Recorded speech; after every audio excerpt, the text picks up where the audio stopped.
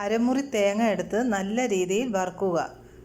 അതിനുശേഷം അതിലേക്ക് 2 table spoon മുളക് പൊടി, 1/2 സ്പൂണ് കുരുമുളക്, 1/2 സ്പൂണ് വലിയ ജീരകം, 1/2 ടേബിൾ സ്പൂൺ മല്ലിപ്പൊടി ഇത് ചേർത്ത് നല്ല രീതിയിൽ വറുത്തെടുക്കുക. അതിനുശേഷം കഴുകി വൃത്തിയാക്കിയ ഞണ്ടിലേക്ക് ഇഞ്ചി, വെളുത്തുള്ളി, ചെറിയ ഉള്ളി 7-8 എണ്ണം, മഞ്ഞൾപ്പൊടി, വേപ്പില, ഉപ്പ്, പച്ചമുളക്, ആവശ്യത്തിന് വെള്ളം ഒഴിച്ച് നല്ല രീതിയിൽ വേവിക്കുക. അതിലേക്ക് 2-3 കുടംപുളിയും കൂടെ ചേർക്കുക. തക്കാളിപ്പഴം ഉണ്ടെങ്കിൽ അത് ചേർത്താൽ മതി. ഇനി അരച്ച് വെച്ച തേങ്ങ കൂട്ട് ഇതിലേക്ക് ഒഴിക്കുക. സബ്സ്ക്രൈബ് ചെയ്യാൻ മറക്കരുതേ. അങ്ങനെ കറി റെഡിയാവുമ്പോൾ ഒരു പാൻ അടുപ്പിൽ വെച്ച് അതിലേക്ക് കടുക്, ചെറിയ ഉള്ളി, വേപ്പില, 1/2 സ്പൂൺ മുളക് പൊടിയും കൂടെ ചേർത്ത് കടുക് താളിച്ച് ഇതിലേക്ക് ഒഴിക്കുക.